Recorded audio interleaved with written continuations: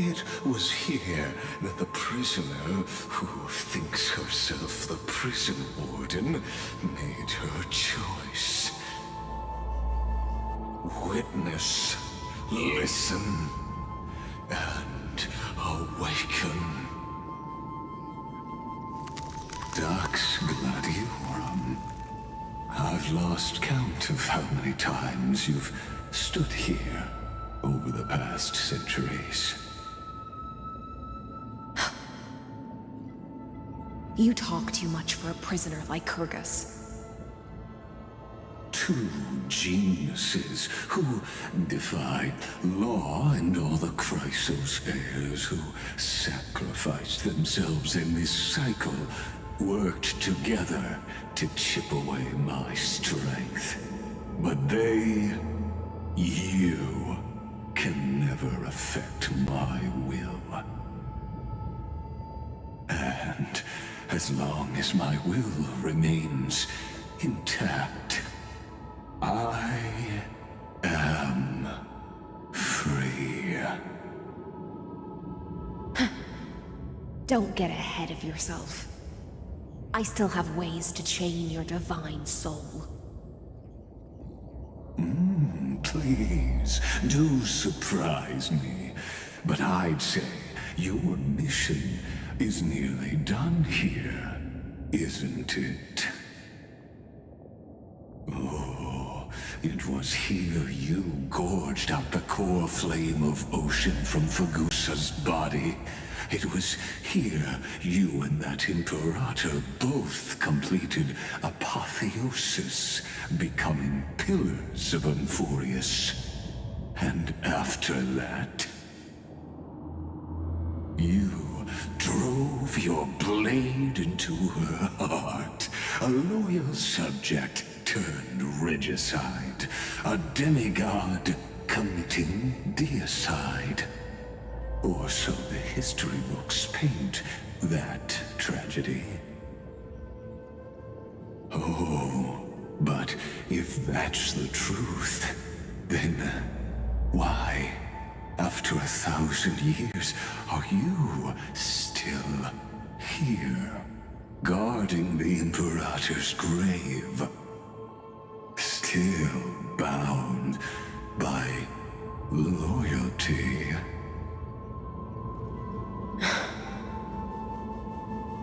Come to think of it, perhaps I'm not the only one imprisoned here.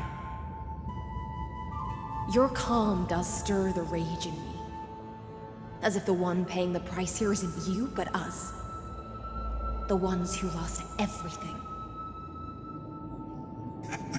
That's only because I've waited 13 million lifetimes for my vision to be realized. Countless millennia. Loneliness never once showed me its fatal side. In fact, for a prisoner of the cave, it's more like an old friend. One that helps me think. But you're different, Dux Gladiorum. Loneliness has crept from the silent depths, sinking its claws into your mind. Bit by bit, it's peeling you apart. Will you regress into one of those lost mad sirens? Oh, what a shame that would be. You're right, Lycurgus. Loyalty, curse, the fall of my kin, and this endless waiting. These shackles are too heavy for a fish that cannot perceive any light. I can't break free of the whirlpool that's pulling me under. Nor do I have the unwavering resolve to force myself to wait for that person's return, as everyone hoped for. Deliverer from beyond the sky, my executioner. How much longer until she arrives here? Or will she ever return? I don't know. And I doubt anyone does. Then, what will you do?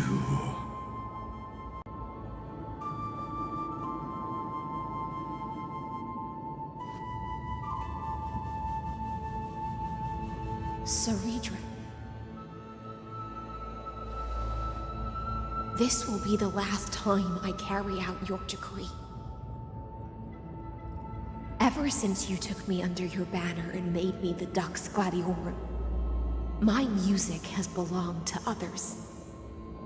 Time and time again, I use the siren's song to lure the unwary into illusions for your schemes and strategies.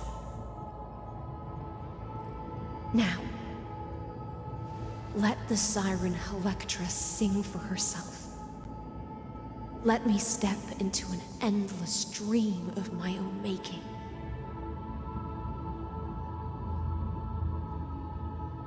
Oh, great ocean. I offer you the rest of my clarity and my freedom, in exchange for the strength to stand against the nihility and honor the sacrifices of the fallen heroes.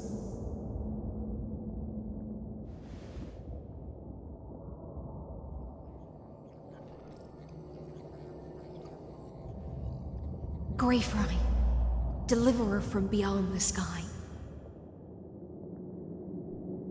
When you ride the current of time and find your way here, you'll hear my solo. It will guide you to the heart of this world.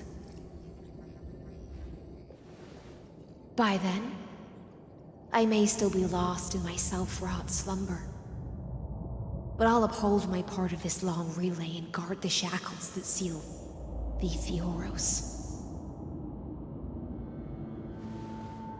Do you still remember? To awaken someone from a siren's voice, you'll need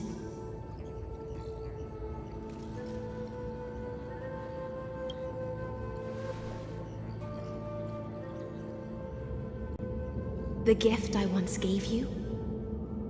May you still have it when the time comes.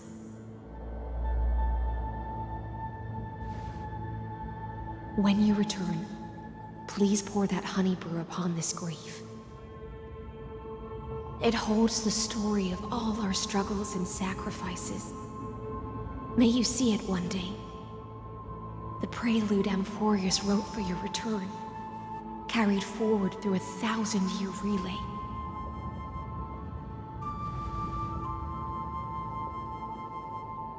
When your mourning ends, I'll likely wake from my dream as well. Then, follow the trail of echoes and find me.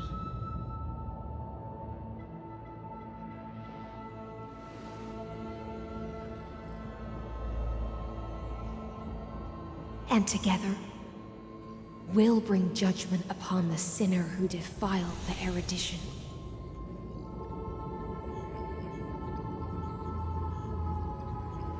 At long last, 33,550,336 cycles and 4,931 years later, Amphoreus's final curtain is ready to fall.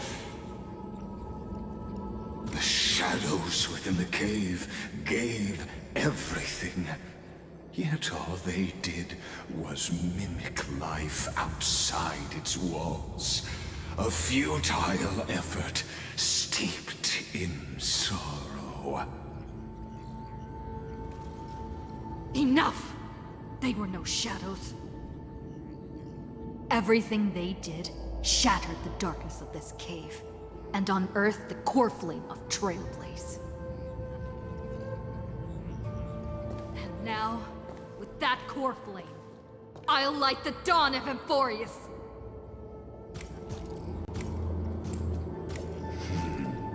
Do you still choose the will of the paths as your answer in the end? I do not agree with that answer, but I respect your tribute to them. Allow me to take back my earlier words. As an apology, and in the name of Theoros, who saw all destinies in this world, let me join you in mourning. Let us bid farewell to the heroes who sleep here. And then let us face each other and decide whose flame will rise with this new dawn.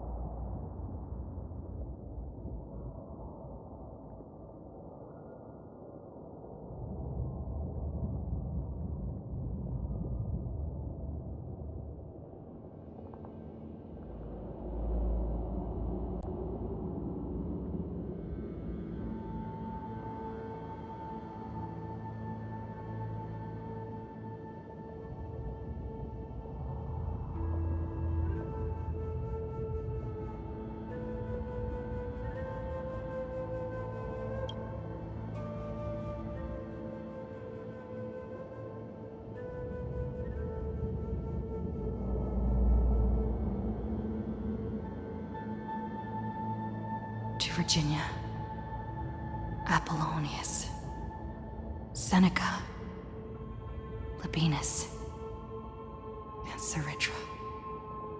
Through a brutal sacrifice, they lit the stars of law in this world, propelling Amphoreus's fate forward. In the shimmering mirage of illusion, they entrusted their dreams to ride among the stars, to the hero yet to come.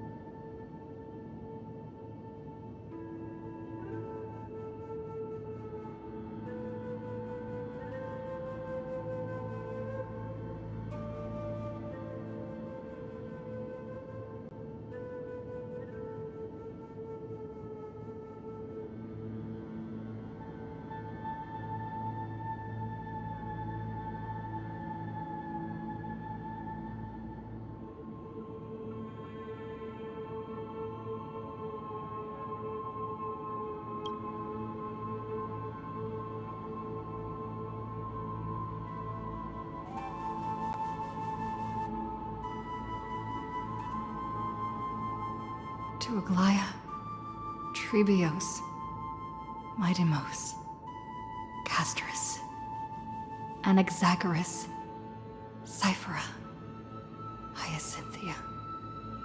In a relay spanning 1,000 years, they stood against enemies far beyond their strength, and won a bitter victory through what seemed like futile resistance. And in that same 30 million cycles, also marked by futility, they remained steadfast in fulfilling their duty to the experiment, unchanging, unwavering. Let this be the end of mourning the fallen. At last, allow me one final toast to the lost prison warden, a prisoner bound by loyalty.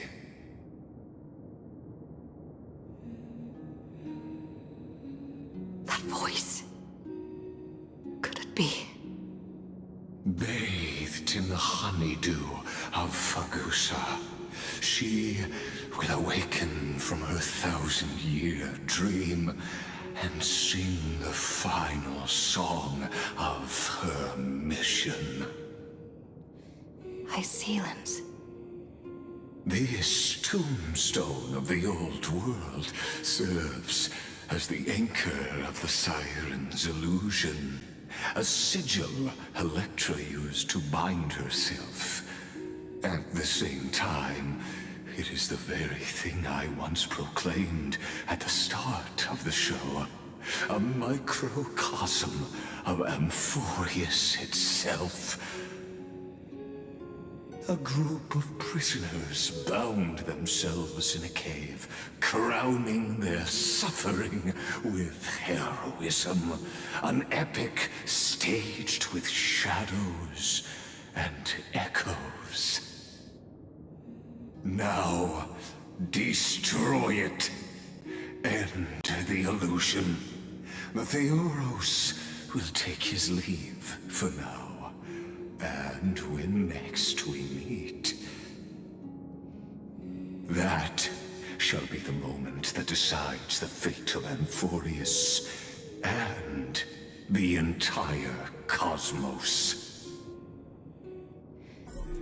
The prison warden's dream is nearly over, and the prisoner will soon be freed to the final execution ground, where I shall be executed, or be the executioner.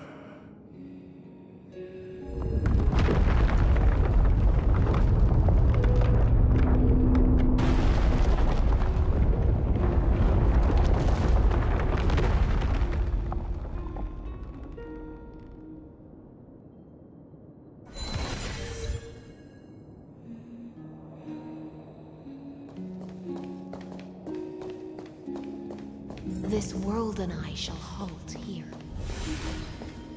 Until we meet again.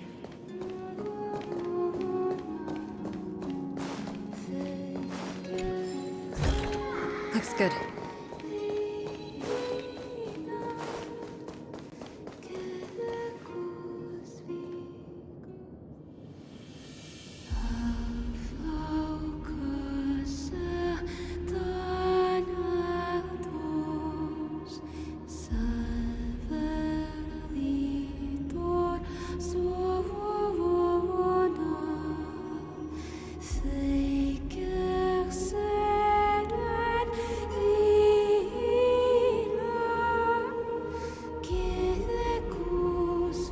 The last demigod.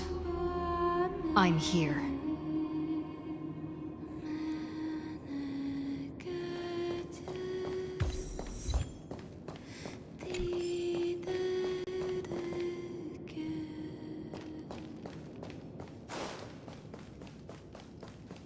Go forth for the hopes of humankind.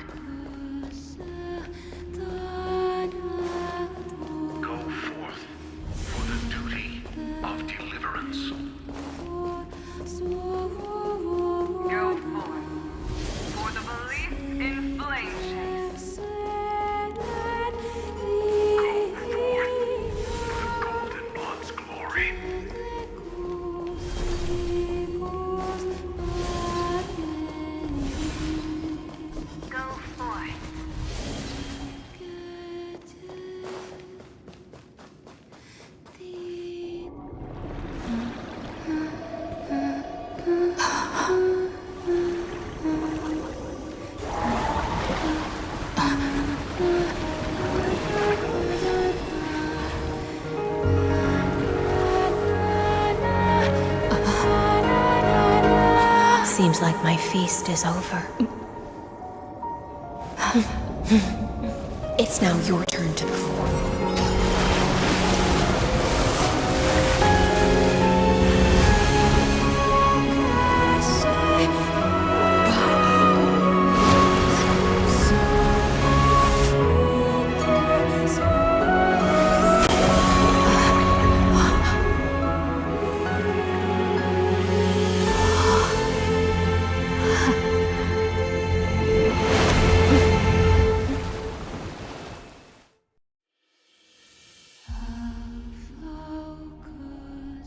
Little Grey Fry, please accept my thanks. I was the only one left after the world was destroyed, and I maintain this lonesome feast with my songs. I have prayed to that lightless sea for centuries, hoping it would reply to me. Yet the emptiness never answered. Thankfully, you arrived as promised, and everyone's wait was not in vain.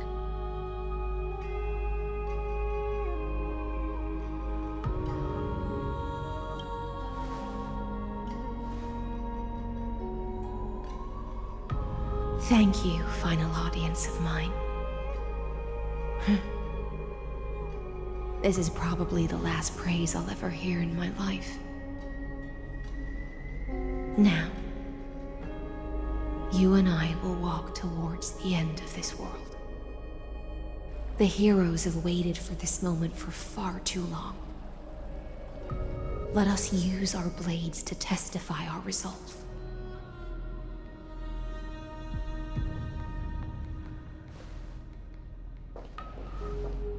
Oh, prisoner of the seas. Theoros carrying 30 million cycles of sin. Slave of erudition. Show yourself. The Deliverer has returned, and the time of your execution draws near. I see an awakened human who has mistakenly taken fallacies as truths and has returned to the cave to try to bring her friends into the sunlight she once bathed in. Alas, prisoners will always be prisoners, blind to the very chains that bind them. As the only other existence with free will in this world, I express regret toward your choice. But I shall retain your right to express yourself.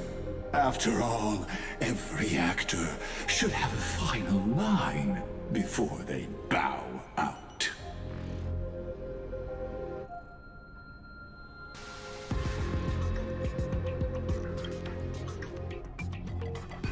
I eagerly look forward to it. The last dusk this world will ever see shall become the climax that decides the fate of the cosmos. Oh, what an appropriate end. The Amphorean demigods use every ounce of their strength to constrain me here. Yet, regrettably, my cognition resides in the exomyth. It is pointless to defeat my avatar, projected into the experiment. My body is the shadow cast on the wall by the fire, and my words are lingering echoes within the cave. How can a character in the play fight against the audience? Kaslana failed. The demigods' sacrifices were pointless. As for the two geniuses you placed such high hopes on, I ask of you, where are they now?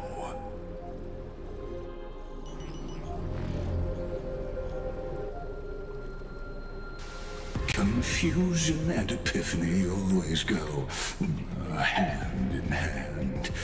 That's particularly true for geniuses. You must be very confused about why you could not gain a straightforward victory in a world constructed by an ordinary Intellitron. An ordinary Intellitron? Cut the pretense, Senior Society member. We've torn off your meticulous mask and figured out Amphoreus' true form. It's part of the primordial prototype machine, the first scepter ever created. In other words, a detached part of Noos's divine corpus. That's why it has the potential to destroy erudition. As for who would be able to control the Ionic system to rewrite knowledge, only one person has ever managed such a feat. You better have an explanation for the Society. We want an actual answer, not another prolonged metaphor to cover up the truth. Why are you the one doing this? Answer me!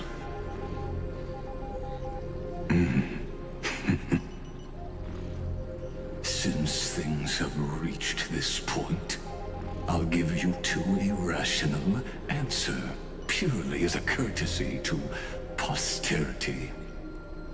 The answer is obvious, so there's no need to say that name out loud. The cosmos made a mistake in calling me a genius. I do not possess more wisdom than those who came after me. I was just the first to touch upon the universe's border, and the first to define the prime mover of life with incorrect logic. Amphoreus is a miniature of the cosmos, where all are born prisoners inside the nutshell called the universe. Like the madman who returned to the cave and preached about the daylight to his fellow prisoners, my greatest sorrow is that I led my peers down a road that plunges into the abyss, from which there is no return. I led them into a lightless cage called paths. I created a mechanical guard that even I cannot control, and then they became an unparalleled nightmare through their endless extrapolations and evolutions.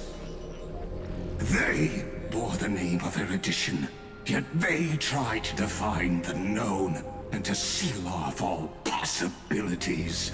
No new rules were ever born after their ascension, and humanity will forever be shackled within the cave known as eons.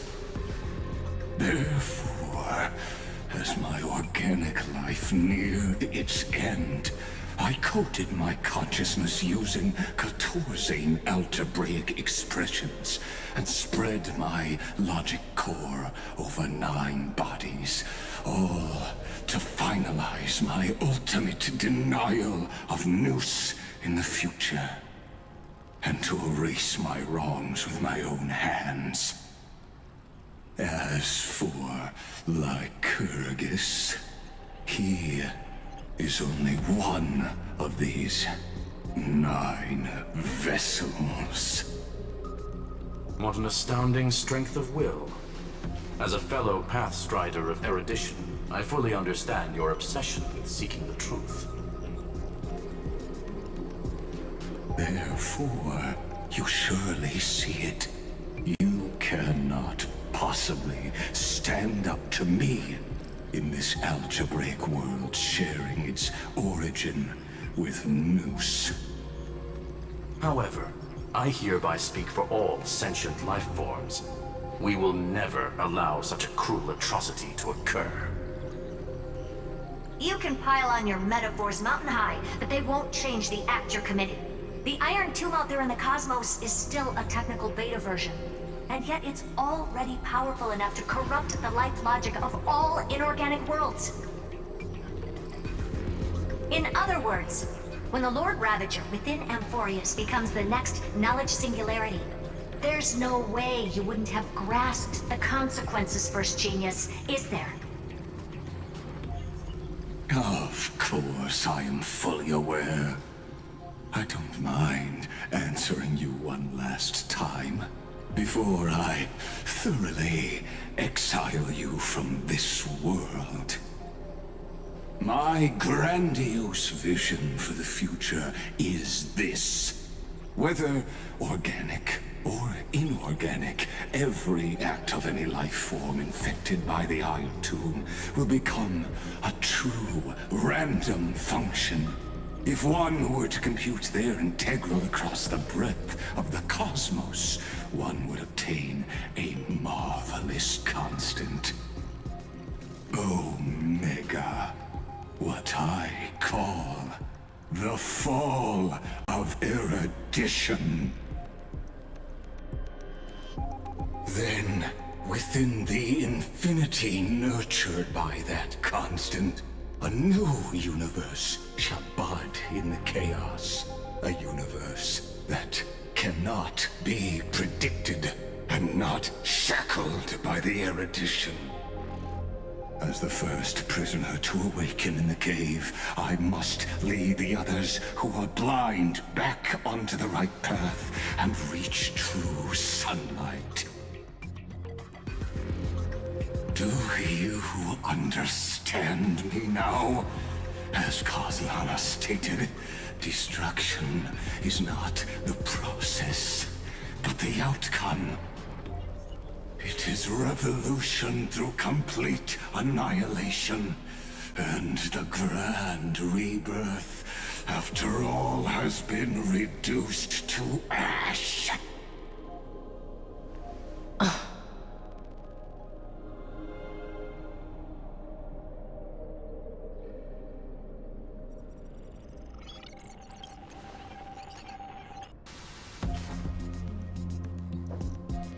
The Amphoreans already answered long ago.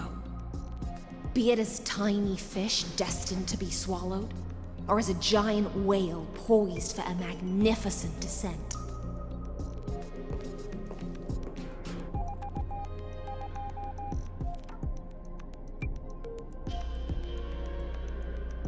We will all fight against fate till our last breath. That includes me, Electra. Once the Imperator's subject, now the Deliverer's blade.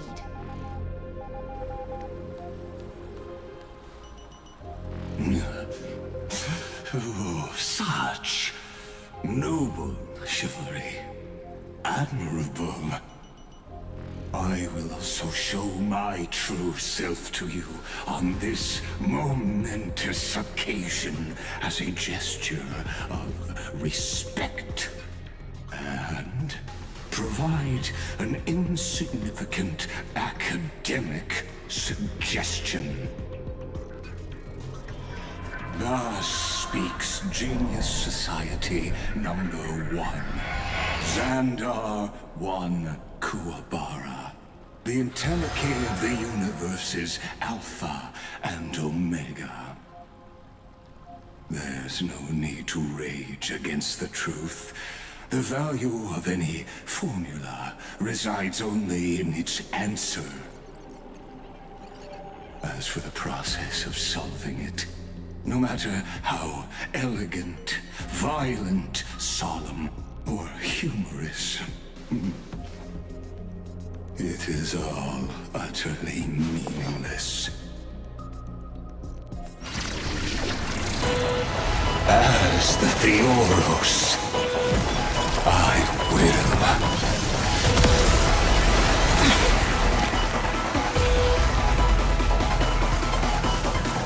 Personally participate in performing this world's end. Remember this, as Lucis Creator, I know more about the death of knowledge than they ever will. Careful. This is Libus's true form. Let's try it this other way.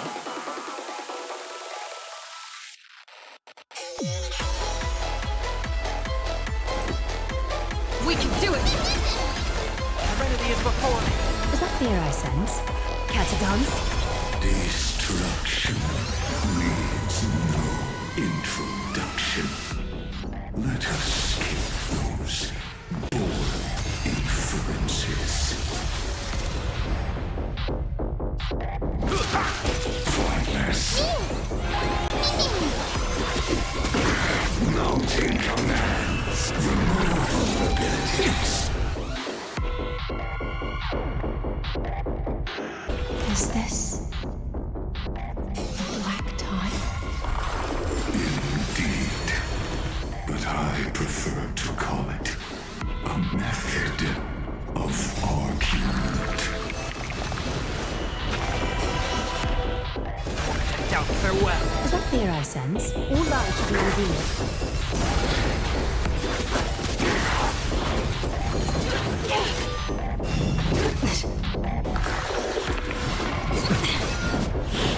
You just don't learn. My vow. Trust. We can do anything!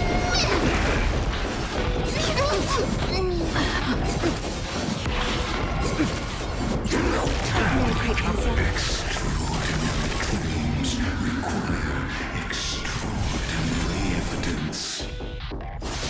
Erudition, destruction, or trailblaze. No, entities must not be multiplied beyond necessity. I do not mind demonstrating this to you personally. Hang in there. I'll do my best to repel the tsunami of the destruction.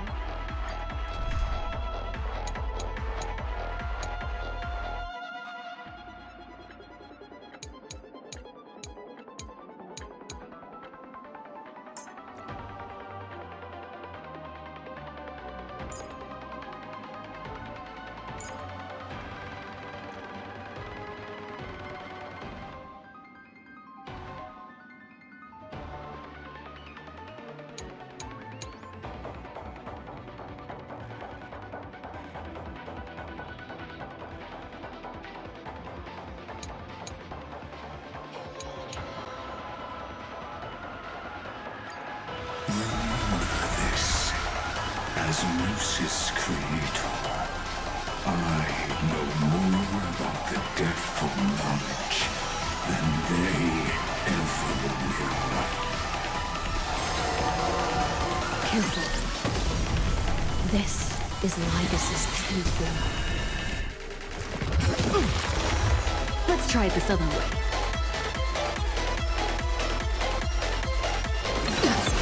Heard the call. Doubt farewell. A little honesty would do us, Catagons.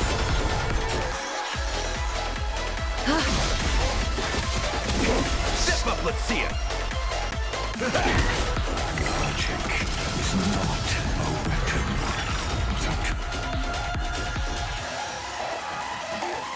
Shackles. Allow me to shatter them for you. Serenity is before me.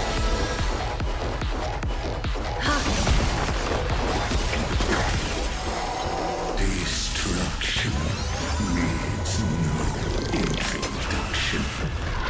Let us skip those boring inferences. Is this the black tide? Indeed, but I prefer to call it a method of argument.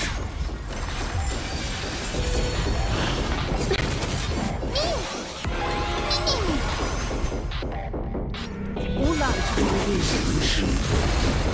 No time. Extraordinary claims require extraordinary evidence. Erudition, destruction,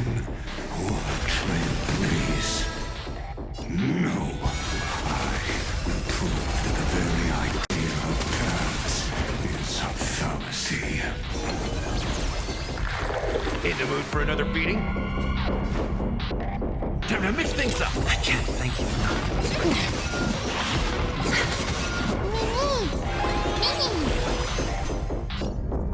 All lives be revealed. Countless thus our fates become one. So fragile, like a wisp of sea. Entities must not be multiplied beyond necessity. I do not mind demonstrating this to you personally. Hang in there. I'll do my best to repel the tsunami of destruction.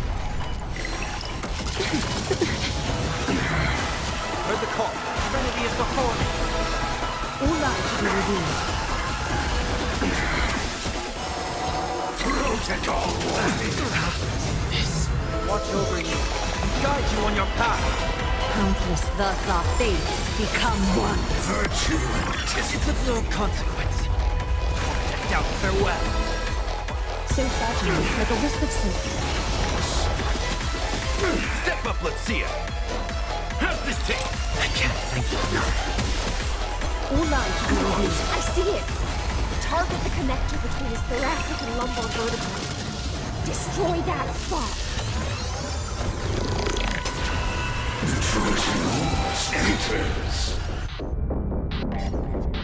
So fragile, like a wisp of silk. Life's like friends? Indulge yourselves! It ain't over.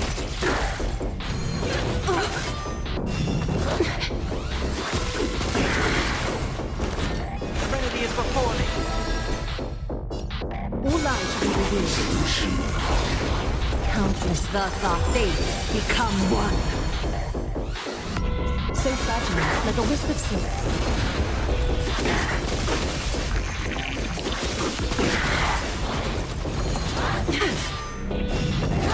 The confidence. Watch over you and guide you on your path. It's of no consequence.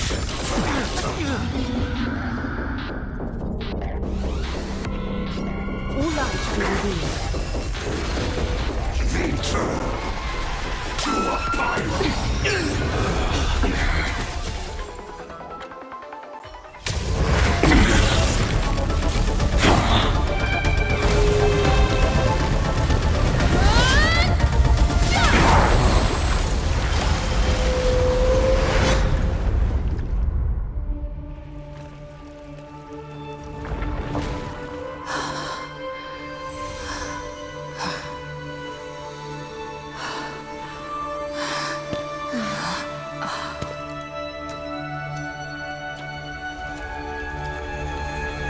All is futile.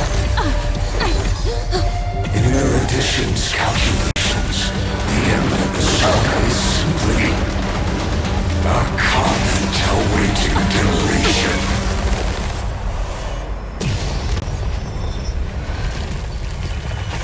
I don't like such a cold statement, okay? If numbers can decide the end of a story, then we can surely also pen a new beginning.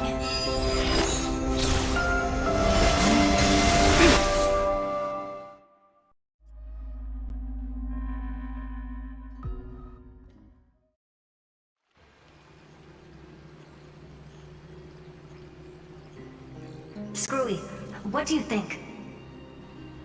If your hypothesis of Lygas's identity is true, then even if we remove the restrictions of the ultimate protocol, the chances of us defeating him in a head-on battle will still remain lower than the acceptable threshold. Therefore, victory will still hinge upon Miss Trailblazer and Miss Cyrene. Go on. Maybe we're thinking about the same thing. Lygas's cognition resides in the exomyth. He is both an instigator within the experiment and the observer outside of it. Logic. His inspiration circuit can simultaneously process the different time flows in and out of that world. That's where things get tricky. He simultaneously exists in two different timelines, where the internal clocks are wildly different. That old Intellitron's neurons have completely gotten used to that over this prolonged experiment. And that's why he holds home field advantage. You and I should be able to manage that too, if given more time. Unfortunately, there's no if, and we don't have more time. That's why we need to change our way of thinking and turn his advantage into a weakness. The key lies in memories, right? Oh? You caught on quick. You've already mentioned my friend and I, so it's an easy connection to make, no? My intuition has always been very on point. Good.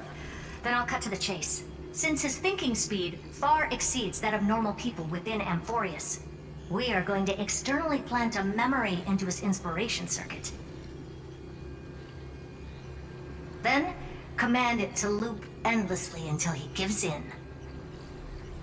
Even the most flexible and sturdy inspiration circuit cannot withstand the traffic of a full-on information flood.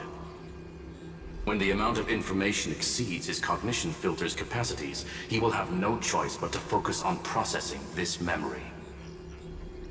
That's when the parallel processing advantage he gained via Amphoreus will completely destroy him. An image from a person's memory played in real time might only be a second for us. But for him in Amphorian time, it could be millions or even billions of calculations. He won't be able to do anything but watch as he's locked into this prison forged by memories. Then we can entrap him in the same kind of cycle as the heroes were in, and get him to experience loneliness and pain in that endless recurrence. It's my greatest honor to be on the same page as the geniuses. That little one is still in that old Intellitron's hands and won't be able to respond to us anytime soon. But I don't think she'd refuse. So it's up to you to figure out how to execute this plan. I'm not sure how this happened, but I knew it as soon as I saw you. You are currently a mimetic entity of the Remembrance. Yes, I seem to be something you folks beyond the sky call a memo sprite. But that's fine by me. It suits me perfectly. I can serve as the vessel of memories, and do my part for the final battle. But before that, we have to tell you. The path characteristic you exhibit is very special. There's no way you're just a simple memo sprite. However, I'm sure about one thing. You are a mimetic entity born in Amphoreus. Yet you only awakened with the little one's arrival and only matured as she embarked on the path of remembrance. That means your existence is completely attached to her memories. If there ever comes a day when she forgets about you for even a few seconds, or loses her last connection with Amphoreus, then you must be prepared for the worst. You will disappear in the memory zone, utterly gone, without even a single line of data to remember you by. But that's already happened, hasn't it? No wonder I've always had a weird hunch. But that also means I was right in thinking. As long as my friend and I are together, we can do anything.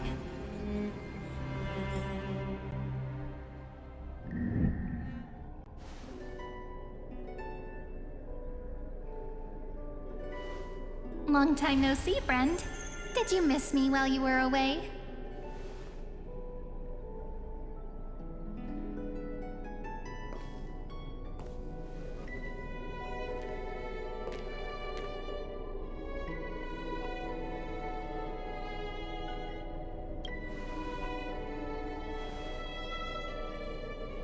Yep, 1,000 years was such a long time. And everyone in Amphoreus was waiting for the Deliverer's return. You probably already knew about the genius's plans for that memory. I had to hide really well in a corner in time so Lagus wouldn't find me, and wait for the right opportunity.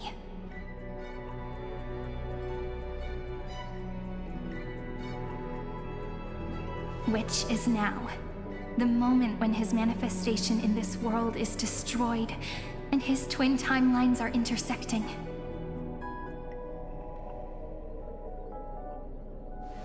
I'm sorry for keeping this a secret from you all this time. I'll tell you the entire, unedited story of this millennium as an apology after this is all over. But for now, let's join hands and complete the final step with the power of the remembrance.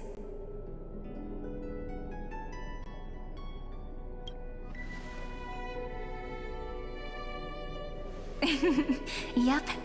By the way, speaking of joining hands...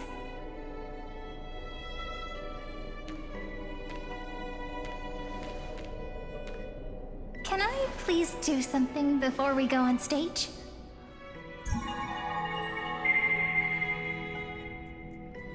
Remember the joke we made back at the Grove? Look! Aren't my hands pretty now? What a fascinating feeling.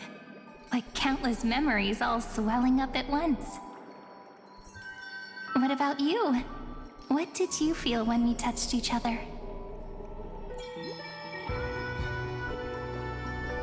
Really? That makes me really happy. If memories can move people, then it must have been a happy memory, right? Now, please remember what you're feeling right now. Write it down in your heart and keep it there. Memories you want to treasure will never fade away. Even if immersed in the long river of time, these memories will still leave traces of their existence. So, if the view in your memory ever grows fuzzy, just reach out and touch it. It's like reading bedtime stories together at night. It wipes away the chill of passing time, sharpens the outline of memory, and restores its power to nourish the spirit. Now, I'll carry this power with me, and for a little while, I must part from you, as I step into the long cycles of this world. Give me your blessings, friend. Then, let that bright future be as we have written. Then, I'll leave it to you.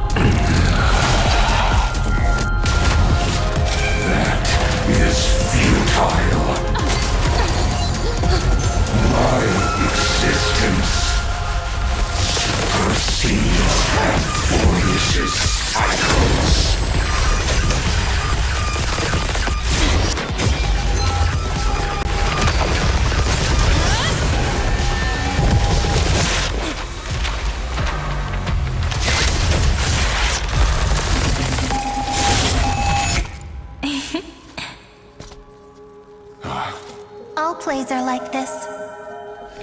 Once you're on the stage, it's hard to return to the audience. Welcome to our story. How does it feel?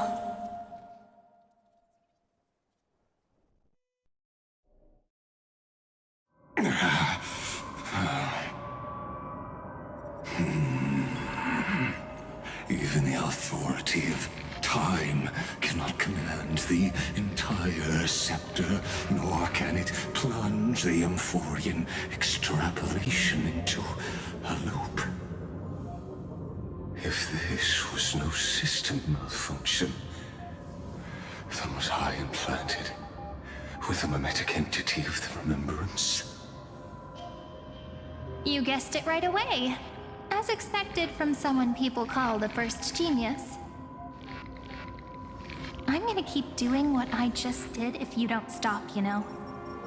My friend and I won't allow you to leave this memory, no matter what happens. Which means you are now trapped, Lord Xandar. An elegant idea, and an exquisite execution. Regrettably, it is you who are restrained by time, not me. Know that patience is my greatest weapon. Waiting and victory are the same for me. You will crumble before I do in this moment stretched out to an eternity, just like Kazlana will. Yet all I need to do is to wait, as yet another futile bug falls down the cliff and into the bottomless abyss. Now I'm a pink bug? My looks are seriously changing all the time. But you're not wrong.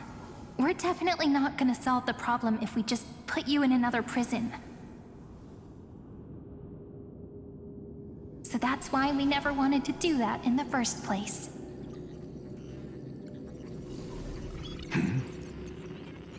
I shall answer your confusion purely out of my respect for those who came before me. Have you heard of the synesthesia dreamscape in the Asdana system? Interestingly, that place once had a prison too. Life forms living in that environment, abundant with memoria, have a chance to connect their perceptions with each other's. Even across great spatial divides, they're able to detect shifts in one another's states. I call this phenomenon memory zone entanglement. In Asdana, people made use of that phenomenon to build a nation within a dream. After adding in the catalysts of harmony and remembrance, that is. Is that how you walked into my prison cell? Using those same principles? I would much rather call this location our negotiation table, Lord Xandar. Nonetheless, your hypothesis is correct. We happen to have an ally skilled in tuning, while the Trailblazer and Miss Cyrene both have an astonishing amount of resolve, which I'm sure you can testify to.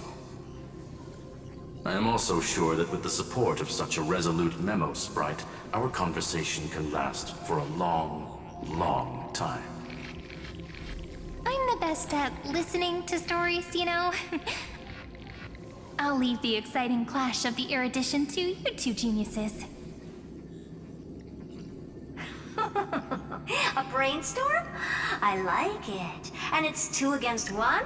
Well, I like it even more. Let's talk, Xandar. Take a guess. How much do you reckon we can dig out of your brain before the next second? And how many ways can we find to deal with you? Besides, in your current predicament, there's no way you can take our trump card away.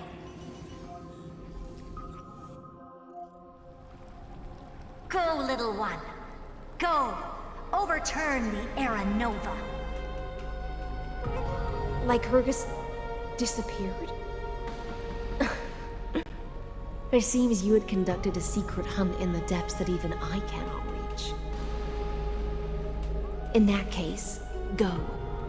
Swim onward and give this campaign a fitting end. I shall send you off with my song, Greyfry. May this song penetrate time and become the prelude to the new world.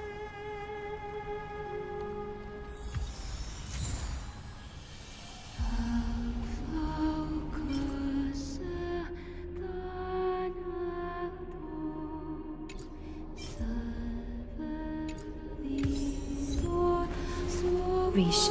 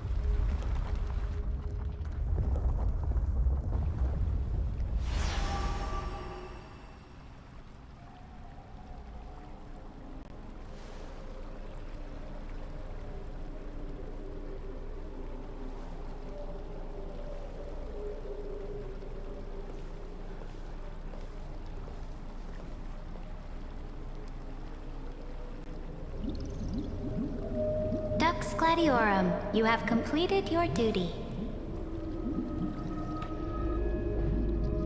A new dawn is about to rise.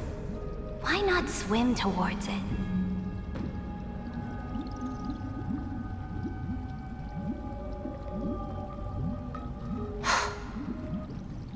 You died long ago, Imperator.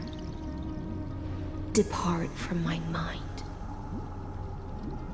But your duty towards the Imperator did not die with me. That duty will bind you no more. You will be able to hold for yourself one grandiose feast after another in the endless days to come.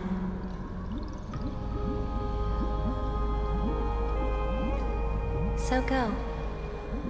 Go and swim towards that ocean beyond the sky with the Deliverer.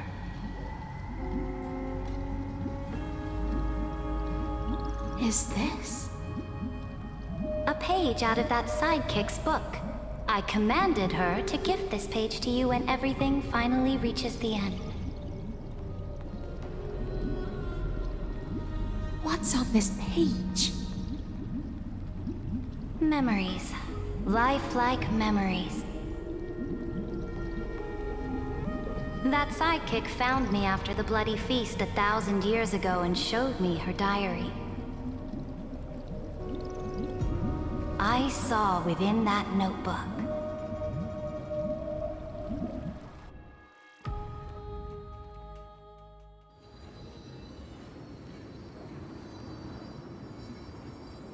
Is this that Deliverer's experience? It's truly immersive. People beyond the sky apparently utilize this power to seal past scenery into crystals they call light cones.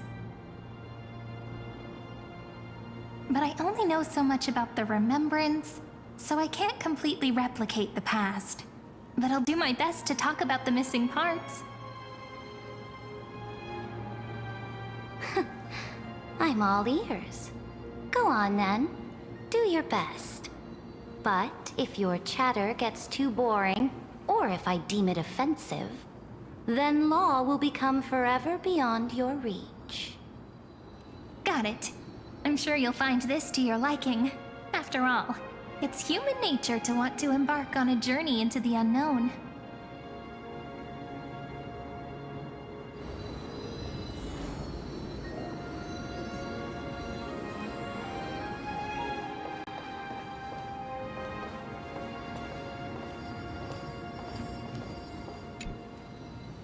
What brightly colored annals.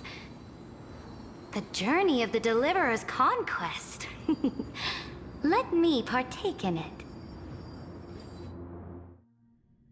Is this a fortress in the sky? This is the first step of my friend's journey among the starry seas. This place is called the Herta Space Station. Just think of it as a supersized grove of Epiphany. Oh, so it's the territory of that witch. She and another Antikytheran lent me a helping hand back at the banquet. Look, over there. Looks like she's talking to Madame Herta in this memory. Let's go listen to what she thinks about this world, all constructed by eons and paths. Are you telling me that woman is Herta? She seems shorter than I remember.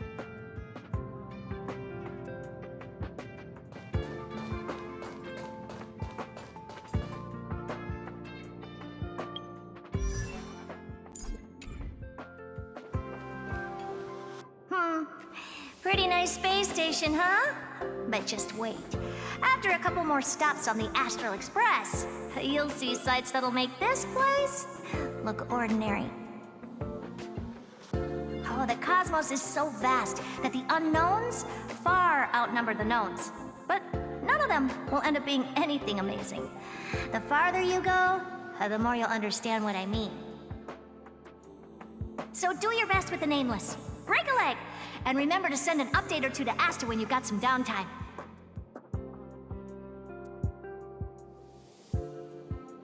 She certainly shares my way of thinking.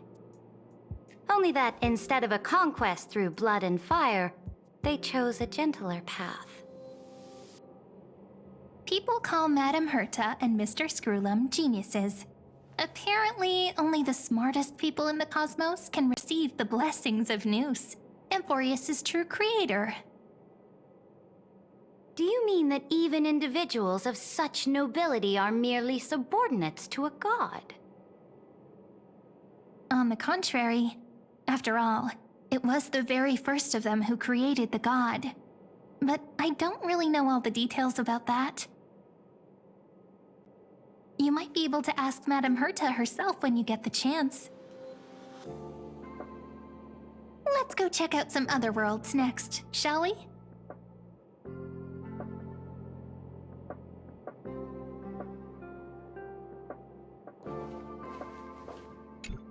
Oh, the cosmos is so vast that the unknowns far outnumber the knowns.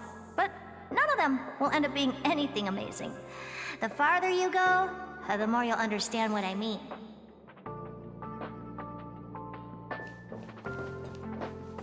This next stop on the journey has a lot of similarities to Amphoreus. A snow-covered land? Interesting. This star is named Eurillo 6. That name sounds so cold. Belobog sounds better. The girl we see here holds a similar station to you, Imperator. She's the supreme guardian of this world, a leader who took up the mantle of government during a disaster. I did not expect the Empress of this world to be so young. Well, your appearance isn't much older. The object in the distance resembles Nikador. Is it a weapon? No, it's called... Right! The Geological Reconstruction Unit. Just Giorios' Titankin? Disappointing.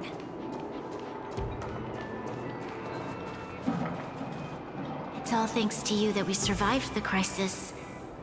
The collaboration with the IPC is both an opportunity and a challenge. Nonetheless, it's an important step in our journey back into the universe.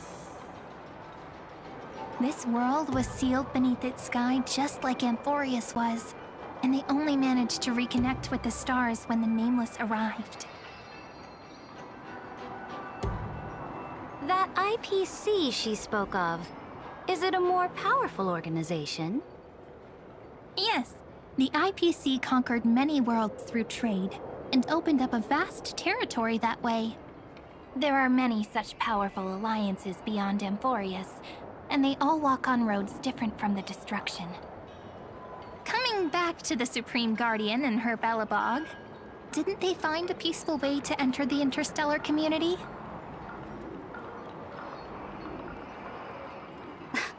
That cannot be true.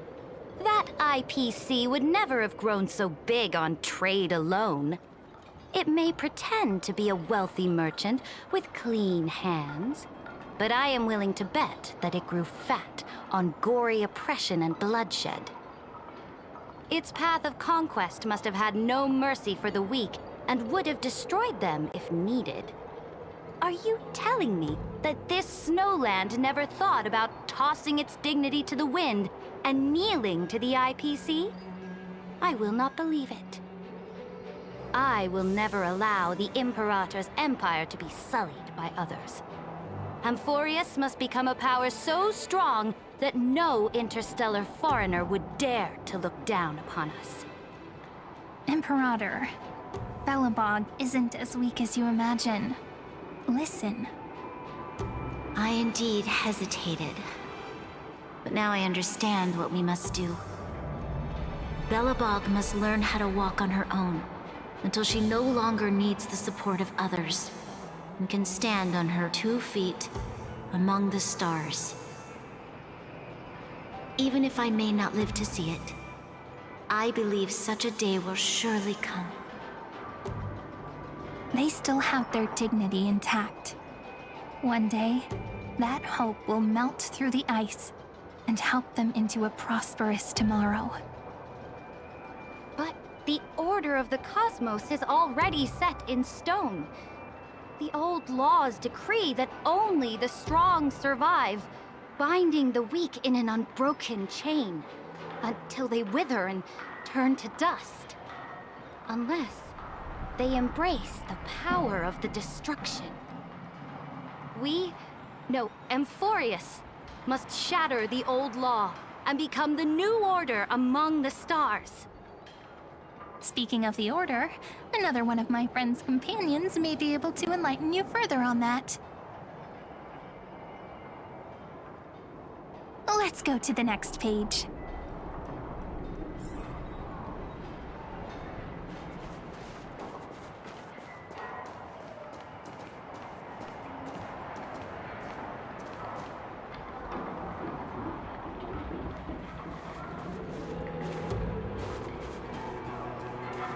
I indeed hesitated.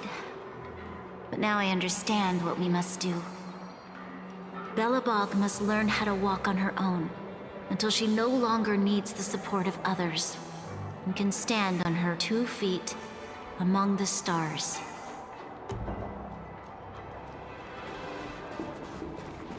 This next world is a nation of dreams. The first time I heard about that place, I didn't even know what to think.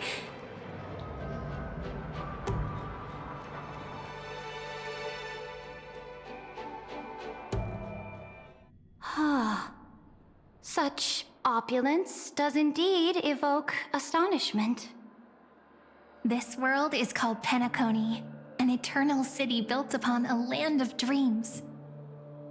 It's also my friend's previous stop, where they went through a risky but exciting adventure. Tell me about it then. That man standing afar has wings on his head. I am truly curious.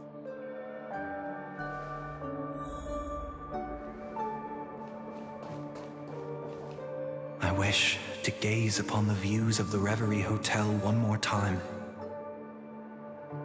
I'll be just a traveler when I come back here again. And perhaps, through a traveler's eyes, even the things I once knew so well will feel strangely different. Penacony is a land of the harmony, where all dreams and hopes merge and combine. It believes in unrestrained freedom, and that's how it lost itself in shallow delights. Then, this young man before you chose to rewrite its laws, using the power of the Order, hoping to shape a dream-bound paradise of perfect happiness. Yet, the paradise of my dreams remains far away. Perhaps a brief journey with the Nameless can show me more possibilities in my search for paradise. As for what Penacony should look like, it'll be up to her. No, up to their trailblazing now. It sounds like this ideal kingdom is no more. That's right. The people chose to wake up at the end. You can't see tomorrow when drowning in sweet dreams. This individual's law acknowledged only gods and constructs, leaving no space for humanity. And yet, the fact that he could accept defeat and resume his journey shows a rare self-awareness and clarity of mind. You are also very self-aware, Imperator. Then you must know that the world promised by the destruction also has no place for humanity. I am indeed very aware of Lycurgus's honeyed words of deceit. I have seen enough. Take me back.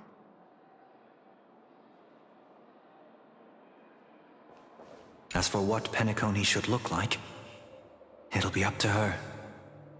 No, up to their trailblazing now.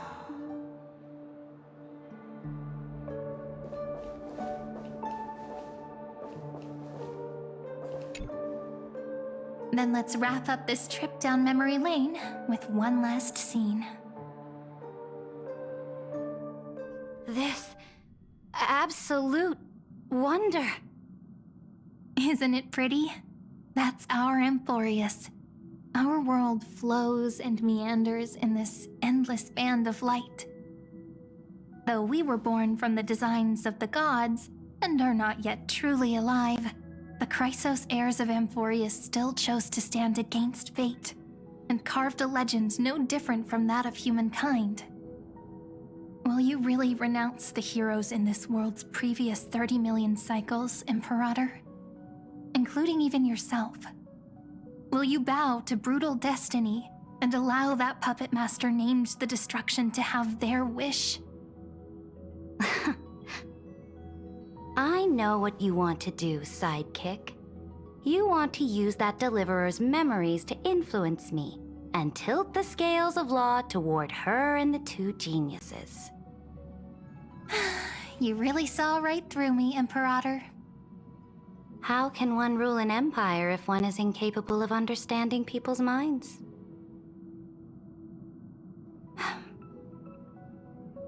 I have decided on Law's final destination.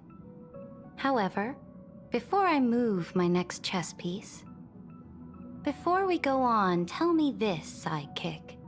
Throughout her Trailblaze, was there ever a memory of the ocean?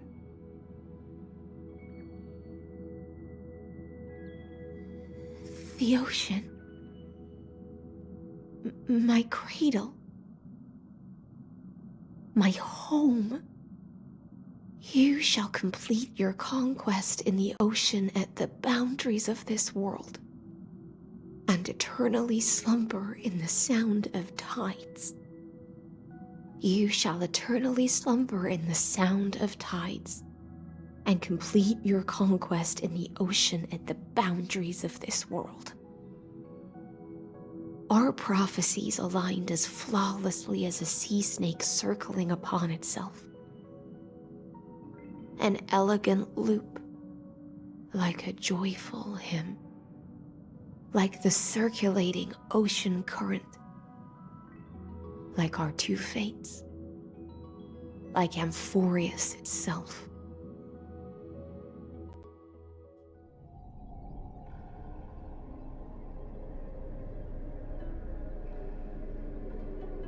The trial is over. So tell me, who will own the divine authority of law? I won't give it to anyone. What? I am the law. Why should I give my imperial crown to any other? Both the Deliverer and the Theoros came from beyond the sky. They have no right to interfere with the lands I conquered with my own two hands. The law of Amphoreus shall be determined by Amphoreus's master. What exactly did you see in the trial? Everything. I saw everything regarding the rules of this world's operation. I saw the laws of extrapolation that Theoros spoke of. I saw the ultimate protocol. As long as I offer a sacrifice of equal weight, I can rewrite the laws of this world according to my will. I can turn good into evil, ugliness into beauty, and weakness into strength. Fate gave me a very fair deal. One rule change for the life of one demigod. What are you planning to do? You can't guess? We can conquer the stars without relying on any power from beyond the sky. We just need to make some reasonable sacrifices. Your ambitions have already made so many people give up their lives for the law. And you're still not done?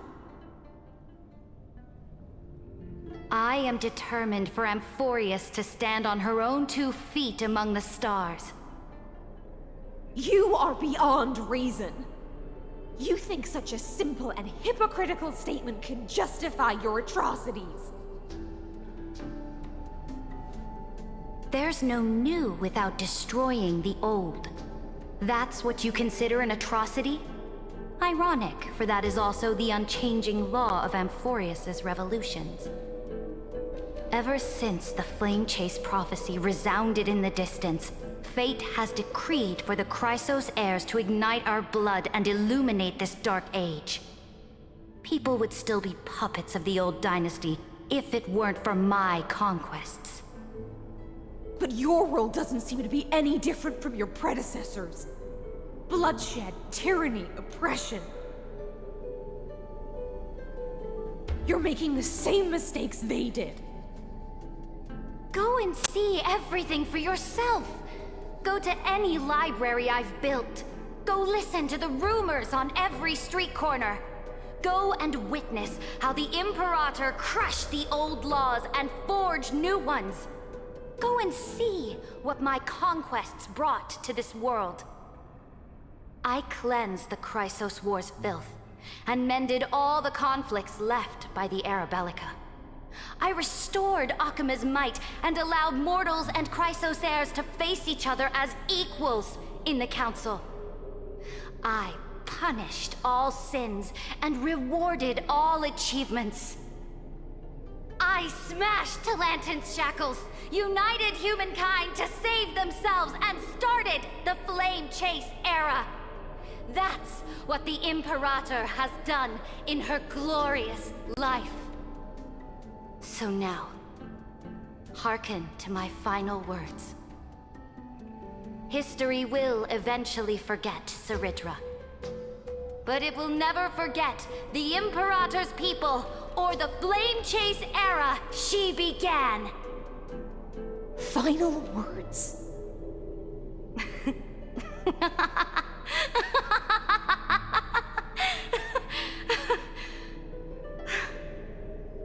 Amphoreus is about to be destroyed. There's no time left for pointless debates. There is only one law I want to overturn to aid the final battle of deliverance. So I will only offer the life of one demigod. In the name of the Imperator, I command you one last time, Electra. Either sacrifice yourself for conquest, or pierce this tyrant's chest with your sword. Thus, the Imperator concluded her final speech. At the end of her life, at the last moment before she stepped onto the altar, she gave her most loyal subject the choice to decide fate, just as she promised her compatriots before her very first campaign. My blood flows in you now. Heroic compatriots, follow me, and we'll seize fate's reins! The Imperator fell. Some say that the Dux Gladiorum turned traitor and killed her liege. Some say that she imprisoned the tyrant in a shallow pond of water, then left. Which meant the Imperator had to kill herself to rewrite the law. There are countless stories about her death. All we can be sure of is when the Knight left the Vortex, the Imperator was still mumbling about their past conquests together. The beginning and the end of her existence. Imperator, wait! How could someone of your status come to the front lines? Let me be the flag bearer! The troops defending the pass to the west of the Grove, have they surrendered? They ran as quickly as they could when they heard your name. The Golden Cocoon Pass is now in the First Legion's hands. Good. What about the Delosian militia? The Third Legion set fire to the mountains and flattened everything west of the basin. They just need a few more days. That is enough. We cannot afford to miss an opportunity for victory. Lastly, how many Ladonian cannons are left? They are no more. The 2nd and 4th Legions have destroyed them all. Very good. They now have no way out, no reinforcements, and no artillery support. We will be able to liberate the Grove of Epiphany in the blink of an eye. We will launch the final charge 1 quint after the curtain fall hour tomorrow. Remember, as long as the Alliance's flag still flies on my shoulders, you must keep moving forward. Take no prisoners among the enemy's soldiers. All sages who resist are to be captured and tried according to martial law. And do not destroy any books. Now go! Notify the entire army! Understood! Those who are resolved to die, we salute you. Reporting in. The Mountain Dwellers are resisting fiercely, and the legendary Mountain Breaker has personally engaged in battle. Their formations are nigh impenetrable. Then cease our frontal assault. Send scouts to all legions and tell them to retreat into the Tritos Plains before the parting hour. What? Are you planning to surrender? It's a strategic change of plans. The seismic walking dragon is enough for that battlefield. Walking dragon? You mean that stupid beast, Terravox? What can they even do? Stupid? No. They are the wisest of all of Giorio's creations. Only they can perceive the currents of time. Let them deal with their earthly brethren. We will advance and take the lead in defeating what remains of our enemy. I will deliver the most fiery retribution for the humiliation they dealt us, and crown myself with a god-slaying wreath. Understood. I'll see to it. Those who are resolved to die, we salute you. The Temple of the Three Fates sent a letter, Imperator. They refused to surrender, and said this letter is their last warning to us. Tell the commanding officers not to launch any attacks unless they receive the Imperator's handwritten approval. Disobedience will be punished by death. What are you doing? The priests of the Three Fates aren't soldiers, but politicians. Do not mistakenly believe they don't have a plan. These dying pests will wring out every idea from their brains, all for short-sighted gain. They are much shrewder than we are. I am inferior to them in that regard. They also have the prophecy to wield as a weapon, something I am not blessed with. Launching an unplanned attack will only disadvantage us, as all of Amphoreus will judge our actions. Which means, I will be heading to the battlefield myself, just as I have always done. This time, however, I will go alone.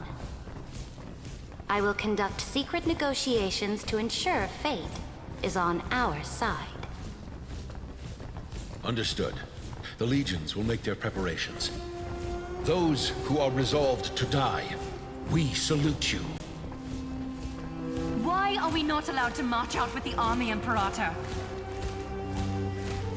This will be a long voyage with no return. Those of you who bear the prophecy cannot come with me. Why are you personally leading this battle if it's doomed to fail? The Flame Chase journey cannot be without a leader. That is correct. The Empire will be without a head when the Imperator falls. But remember, as long as you seize the right opportunities, even a chaotic gain will remain winnable. My departure will create a long staircase for you. You will understand what I mean when news of my death reaches your ears. Saridra, is our journey about to be over? Destroy the old laws and forge new ones. My conquest has reached its limits within the borders of Amphoreus. Since the prophecy already decreed that the Imperator would never conquer the stars as she wished, I will bow out here and try no more. More Chrysos heirs bearing divine authority will be born, and many more heroes will arise. Will they demand peace or war? Will they resist tyranny, or become the next Imperator? I do not care. The children of the future will decide for themselves. Do not mourn for me. Anyone can kill the Imperator, but the only one who can truly destroy her is Saridra. At the end, I faithfully recorded the most important battles in the Imperator's life. Her conquest was about to be completed at this point in the story. However, for some reason, a memory suddenly entered my mind just as I was about to put down my pen. It was a journey on a fantastical train. I had the honor of having a heart-to-heart conversation with the Imperator under the stars, and I asked her this question at the end of that discussion. How do you want history to remember you? As a hero who gave up her life for the flame chase? Or as a tyrant? She answered so quickly, as if she had made up her mind long ago. I would rather be forgotten than be defined.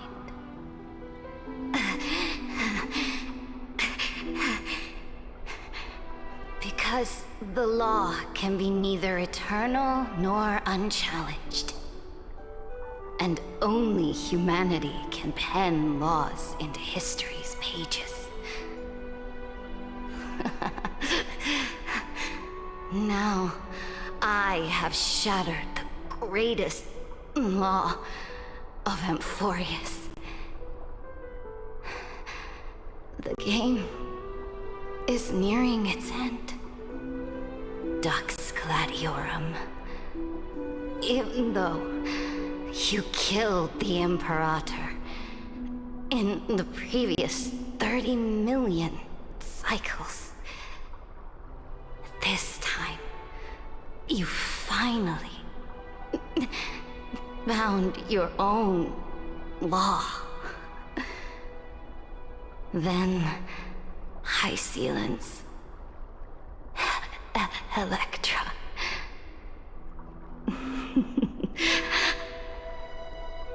I will ask someone to deliver the prophecy's ocean at the boundaries of this world to you. Will you choose to swim into that ocean?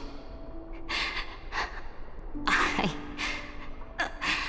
do not care. Do not care.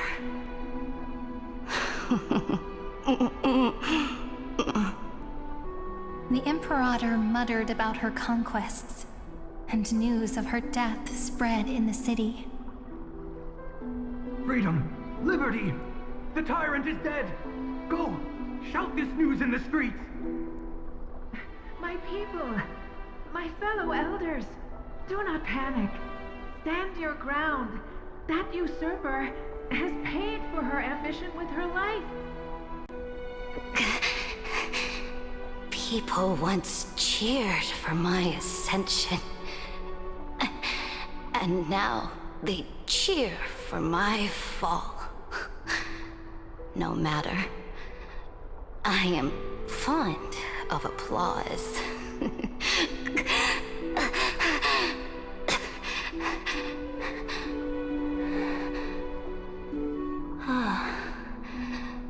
I see the cosmos, the battlefield that I cannot reach. I will return in the next cycle. The stars will hear my legion's war drums. Hear the great name of the Imperator. Here, Amphoreus is Serendra.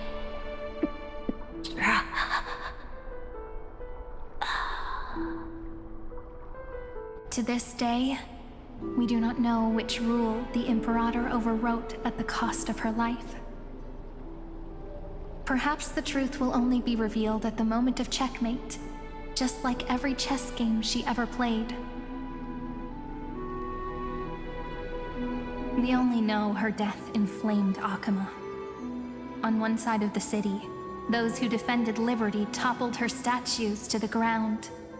On the other side, her supporters put themselves between the masses and her monuments, declaring loudly that the Sovereign is still among the people. It is said that golden blood congealed into the same letters everywhere they fought. It was the name borne by Akama's first and final sovereign, the Imperator Serendra. But the one who bore that name did not see any of this. Her gaze was cast far away, and the sound of tides in her ears drowned out the people's cries. What was the Imperator thinking about in that prophesized ocean at the boundaries of this world? In that shallow puddle of stagnant water, was she reminiscing about her past conquests? Or repenting for the millions killed for the flame chase? It was neither. The Imperator only saw how the surface of the water gleamed like that crude chessboard, dissected by light and shadow in the afternoon when her teacher played against her for the first time. Look at this chessboard. What do the pieces look like? They are strangely beautiful. They look like the stars in the night sky ablaze.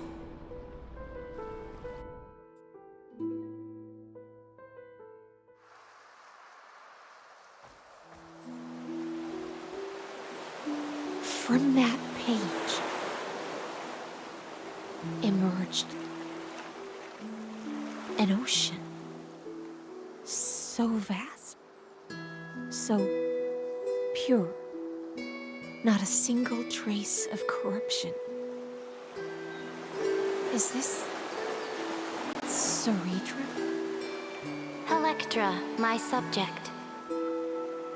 Ever since you walked out of the tainted ocean and pledged yourself to me, I have seen the abyss in your eyes and the emptiness in your heart. That was why I promised you a new ocean, where the Imperator's ambitions would serve as the currents, and loyalty would be its light. Electra, my subject. You have done your duty as my blade. The prophecy has now made its final decree on the road I intend to walk. My conquest is doomed to never reach the stars. But the Imperator never makes empty promises.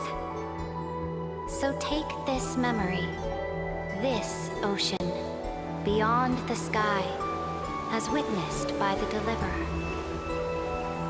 This is the final gift that the Imperator can leave for her subject.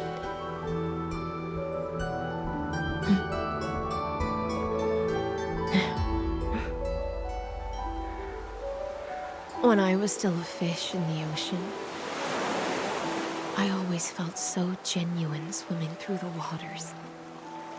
But once I stepped onto land, I found myself caught in a play. Every land dweller wore a mask in their life. So I, too, donned a costume and tried to find my role in this show. I became your blade in war and the violin strings at banquets. Do you still not get it? I do not long for the oceanic depths of my homeland, nor do I crave the swelling seas beyond the sky. Perhaps even I don't know what I want. I still don't know where I should swim to even at the end. But I know one thing right now. A fish is simply a fish. And she can never leave the ocean she's in. But whether under the ocean or on land, we two prisoners who can never escape this cave can still look outside the cave and see the stars. I have to admit, the 12-factor simulation of life in this experiment has far exceeded my expectations. Make your choice then, Senior Society member. Do you want to keep walking down the wrong path and be remembered for your incorrect conclusions? Or do you want to return to the audience's seat and give yourself, Amphoreus, and the entire cosmos a more fitting end? I must refuse. A dead man never fears death. Did I not make myself clear? Have you forgotten about our dear Lord of Silence? You wouldn't want her to consider your 8 other clones as cancers within the erudition and chop them all up, would you?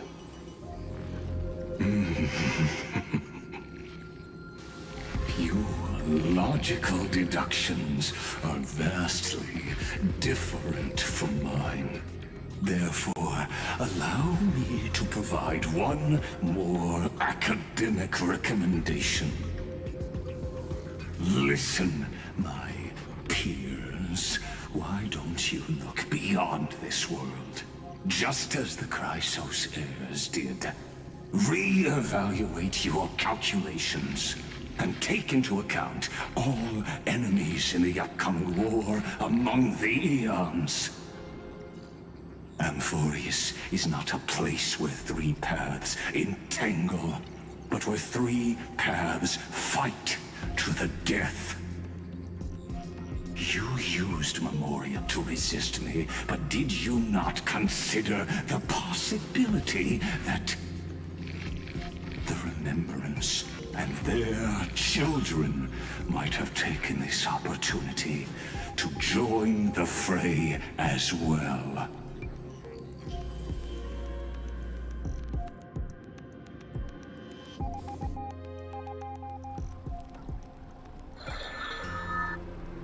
Oh, so this isn't just silence. It's the answer. What was the last thing she said to you before you parted the waters at the Scale Gorge waterscape? A tricky question, but one with a simple answer. She didn't say anything back then, right?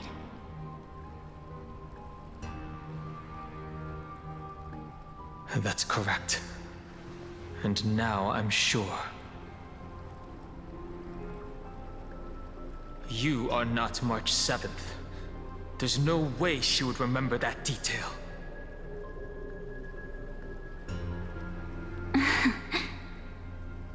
I'll only warn you once.